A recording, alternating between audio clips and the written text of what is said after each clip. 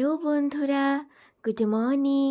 আমি মিতা নতুন একটা ব্লগে তোমাদের সবাইকে স্বাগত জানাই। আজ হচ্ছে শনিবার আর এখন বাজে সকাল 6:30 মতন। আজকের ব্লগটা আমি এখন থেকে শুরু করছি তোমাদের সবাইকে সাথে নিয়ে। একটু আগেই কিন্তু ঘুম থেকে উঠেছি, আর ঘুম থেকে উঠে কিন্তু আগে আমি বাসি উঠোনটা ঝাড় দিয়ে নিয়েছি। কেন কি বলো তো, ওই যে বাসি উঠোন তো রাখতে নেই, সেই কারণেই। আর উঠোনটা আগে ঝাড় দিয়ে তারপরেই কিন্তু আমি ঘরে এসেছি। যেহেতু চারিদিকটা পরিষ্কার হয়ে গেছিলো, সেহেতু উঠোনটাকে আগে ঝাড় দিয়ে নিয়েছি, তারপরে এই যে ঘরে এসেছি। তো ঘরে এসে দেখছি না এই রকম জামা কাপড় ভুর করা রয়েছে খাটের উপরে। কয়েকদিন হলো না জামা কাপড় একদমই ভাঁজ করা হয়নি। আর ওই যে কি একটা কথা আছে না, আলসেমিতে ধরে, সেই রকম আর কি। টাইম ছিল, কিন্তু ওই তো আলসেমি করে কিন্তু জামা কাপড়গুলো ভাঁজ করা হয়নি। তাই ভাবলাম কেমন একটা দেখতে লাগছে, সকাল সকাল যেহেতু টাইম আছে, সেহেতু আমি জামা কাপড়গুলো ভাঁজ করে নিই। আর জামা কাপড়গুলো সুন্দর করে ভাঁজ করার কিন্তু আর একটা কারণও আছে। কি কারণ বলো তো? আজকে এই ঘরের এই যে বেড কাভারটা চেঞ্জ করব। আর বেড কাভারটা চেঞ্জ করলে তো উপরে যে সমস্ত জামা কাপড় থাকবে, এগুলোকে তো আমাকে গুছাতেই হবে, না হলে কি করে বেড কাভারটা চেঞ্জ করব বলো তো? সেই কারণেই সকাল সকালে আগে জামা কাপড়গুলো সুন্দর করে ভাঁজ করে গুছিয়ে নিলাম, তারপরেই বেড কাভারটা চেঞ্জ করব। আর এই যে সেদিন শাড়িটা পরেছিলাম, সেটাও কিন্তু ধুয়ে কেচে রেখে দিয়েছি, কিন্তু ওই যে ভাঁজ করা হয়নি। তো এটাকেও এখন ভাঁজ করে আলনায় সুন্দর করে গুছিয়ে রাখবো। গোছানো গাছানো পরিপাটি কাজ আমার ভালো লাগে, আর দেখতেও কিন্তু খুব সুন্দর লাগে। আর এইভাবে ঘরবাড়ি যদি গুছিয়ে পরিষ্কার পরিচ্ছন্ন করে রাখা যায় না, তাহলে কিন্তু সবাই প্রশংসাও করবে যে না, বউটা খুব গোছানো গাছানো। তবে কি বলো তো, আমি কিন্তু প্রশংসা পাওয়ার জন্য কোনো সময় ঘরবাড়ি গোছাই না, নিজের মনের শান্তির জন্য গোছাই। আর আমার ভালো লাগে গোছানো গাছানো। এলোমেলো কাজবাজ, এলোমেলো সংসার আমার কিন্তু একদমই ভালো লাগে না। মাঝখানে যখন শরীর খারাপ হলো না, তখন কিন্তু আমার সংসারটা একদমই এলোমেলো হয়ে গেছিলো, কিন্তু এখন আবার টুকটুক করে আমি কিন্তু সুন্দর করে সমস্তটাই গুছিয়ে নিয়েছি। আর এই তো দেখো, বেড কাভারটা কিন্তু তুলে নিয়েছি, আগের বেড কাভারটা। এখন এই বেড কাভারটা কিন্তু আমি এখানে পেতে দিচ্ছি। আর এই যে এই বেড কাভারটায় আজকে পাতবো, এইগুলো যেন একটু পুরনো হয়ে গেছে। কেন কি, এই বেড কাভারগুলো আগে আমি ওই ঘরটাতে পাততাম, সেইগুলোই এখন একটু পুরনো হয়ে গেছে, ওই ঘরে আর পাতা হয় না, সেই কারণেই এই ঘরে পেতে দিই। তবে বেড কাভারগুলো না খুবই ভালো। এই যে কটনের বেড কাভার তো খুবই সুন্দর, জানো তো, নরম, শুয়ে বসে খুবই আরাম। তার জন্য এই ঘরটাতে পেতে দিই। আর দেখতেও কিন্তু ভালো লাগে। দেখো কত সুন্দর লাগছে না বলো? পুরনো হলেও কিন্তু ভালো লাগছে। আর এইটা কিন্তু আমার মেশোর থেকে নেওয়া ছিল, জানো তো। তবে খুব সুন্দর বেড কাভারটা, আমি না খুব কম দামেও পেয়েছিলাম। এখন এত কম দামে হয়তো পাওয়া যাবে না। এটা অনেক দিন আগে নেওয়া ছিল, 2.5 বছর 3 বছর প্রায় হয়েই গেছে বোধহয় এটা আমি নিয়েছিলাম। তবে যত্নের জন্য কিন্তু এখনও সুন্দরই রয়েছে। আর এই তো দেখো, তোমাদের সঙ্গে কথা বলতে বলতে বিছনাটা কিন্তু আমার গোছানো হয়ে গেছে। আর এখন চলো তোমাদের একবার দেখিয়ে দিই ঘরটাকে একটু কেমন গোছালাম। এই যে এই ঘরে তো তেমন কোনো জিনিস নেই, আলনাটা আছে, আলমারি আছে, আর এই খাটটাই আছে। তো এটাই টুকটুক করে সুন্দর করে গুছিয়ে নিয়েছি। আর এখন তো এই যে সোজা চলে এসেছি রান্নাঘরে, আর রান্নাঘরটাকেও কিন্তু এখন সুন্দর করে গুছিয়ে নেব। আর তোমরা কিন্তু আমার এই রান্নাঘরটার অনেক প্রশংসা করো। একটা দিদিভাই তো কমেন্ট করেছিল যে বুনু, তোমার রান্নাঘরটা অনেক সিম্পল জিনিস দিয়ে সাজানো, তবুও এত সুন্দর করে তুমি সাজিয়ে রেখেছো, আমার খুব ভালো লাগে। তো থ্যাংক ইউ দিদিভাই, তোমার এত ভালো লাগে। আমি জানি তোমাদের সকলেরই রান্নাঘরে অনেক দামি দামি জিনিস আছে, আর তোমাদের রান্নাঘরগুলো পাথর বসানো, খুব সুন্দর। তবে কি বলো তো, আমিও কিন্তু আমার টিনের রান্নাঘরটাকে সুন্দর করে গুছিয়ে নিয়েছি। হ্যাঁ, আমার দামি জিনিস নেই, তবে দেখো এই টুকিটাকি জিনিস দিয়েই কিন্তু আমি সুন্দর করে সাজিয়ে নিয়েছি। তবে কি, ওই যে বলে না, যার যেটুকু স্বার্থ সে সেটুকুই তো করবে বলো। আমার তো এইটুকুই স্বার্থ, তো সেইটুকু দিয়েই কিন্তু আমি সুন্দর করে সাজিয়ে নিয়েছি। আর আমি কিন্তু রান্নাঘর বলো, আমার বেডরুম বলো, আমি কিন্তু সবসময় গুছিয়ে গাছিয়ে রাখি। যত সামান্য জিনিসই হোক না কেন, তবুও কিন্তু ধুলোবালি একদমই পড়তে দিই না, নোংরা করার আগেই কিন্তু আমি সমস্তটা ঝেড়ে পুছে সুন্দর করে গুছিয়ে পরিপাটি করে রাখি। এতে দেখতেও ভালো লাগে আর কাজ করতেও ভালো লাগে।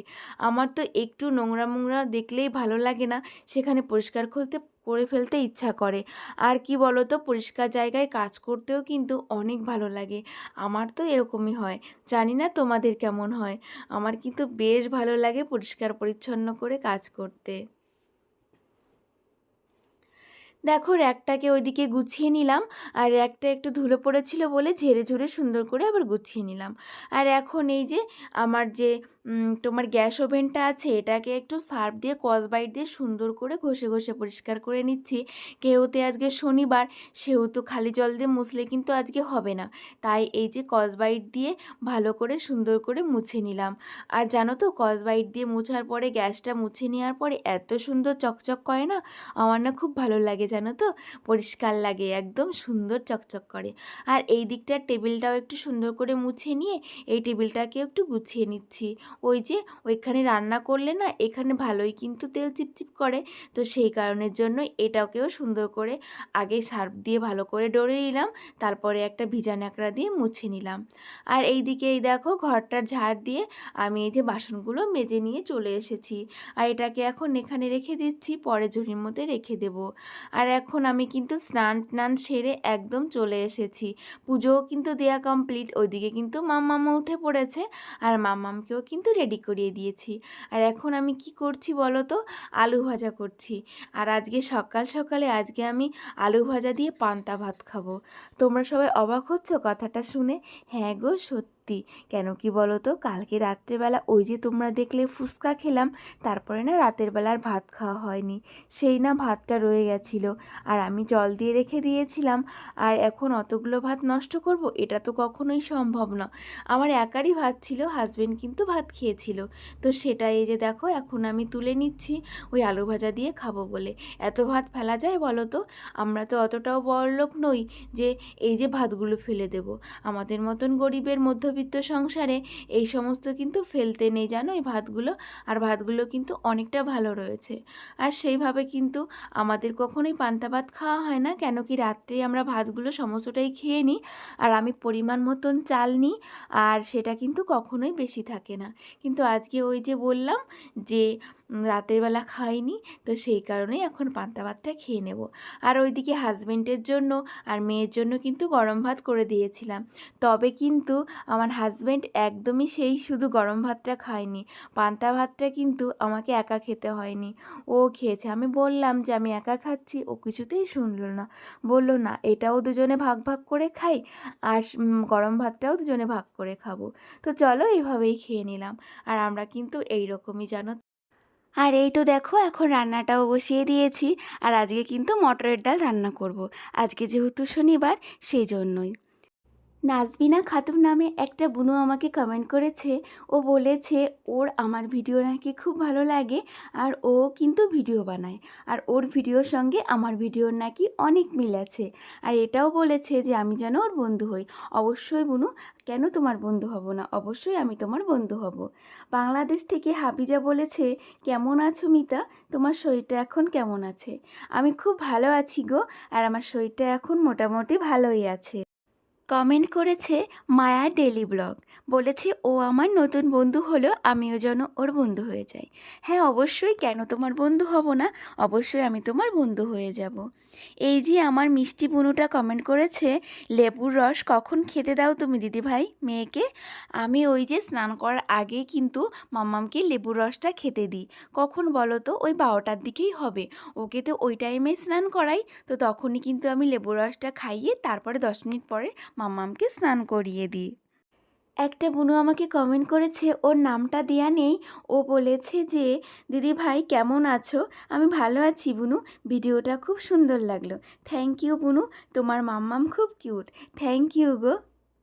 আগের একটা ভিডিওতে সারা নামে একটা বুনুর আমি কমেন্টসের উত্তর দিয়েছিলাম, তো তাই জন্য সেই বুনুটা আমাকে ধন্যবাদ জানিয়েছে আর বলেছে, দিদিভাই আমি ভাবতেই পারিনি তুমি আমার কমেন্টসের উত্তর দেবে। সত্যি কথা বলতে কেন দেবো না বলো তো। আর ওর বার্থডে ছিল আর আমি কিন্তু ওকে আশীর্বাদও করেছিলাম, তার জন্য কিন্তু ও আমাকে ধন্যবাদ জানিয়েছে। কেন কেন কেন বলো তো আমি তোমার প্রশ্নের উত্তর দেবো না? আমি তো তোমাদের ভালোবাসি, তোমরা যেমন আমাকে ভালোবাসো আমিও কিন্তু খুব ভালোবাসি মিষ্টি বুনু। আর এই দেখো তোমাদের সঙ্গে কথা বলতে বলতে এখন কিন্তু বিকাল হয়ে গেছে, মাম্মাম ঘুম থেকে উঠে পড়েছিল, তাই দেখো আমরা একটু মাম্মামকে নিয়ে ঘুরতে বেরিয়েছি। আর মাম্মামকে নিয়ে তো তেমন বেরোনো হয় না, ওই যে মাম্মাম বিকাল টাইমে ঘুমিয়ে থাকে আর আমারও তো কাজ বাজ থাকে, তারপরে দোকানে বসতে হয়। কিন্তু আজকে ভাবলাম মাম্মামকে নিয়ে দুজনেই বেরোনো যাক, হাজবেন্ডেরও বিকালে কোনো কাজ ছিল না। আর এই তো দেখো মাম্মামকে একটু ঘুরতে বেরিয়েছি, আর এইখানে এই যে একটু দোলনা টোলনাগুলো আছে, তো সেখানেই নিয়ে এসেছি। মাম্মাম কিন্তু ভীষণ খুশি হয়েছে। ওর এইটুকু টুকিটাকি আনন্দই কিন্তু আমার মাম্মাম সোনার ভালো লাগে, আমার মতন জানো তো, ছোটোখাটো আনন্দই ওর কিন্তু অনেকটা ভালো লাগে। তো এইখানটাতে আমরা এখন ঘুরবো, তারপরে আবার বাড়ি চলে যাব। আর চলো তবে আজকের ব্লগটাও কিন্তু আমি এখন শেষ করব। তোমরা সবাই ভালো থেকো, আমরাও ভালো আছি। টাটা।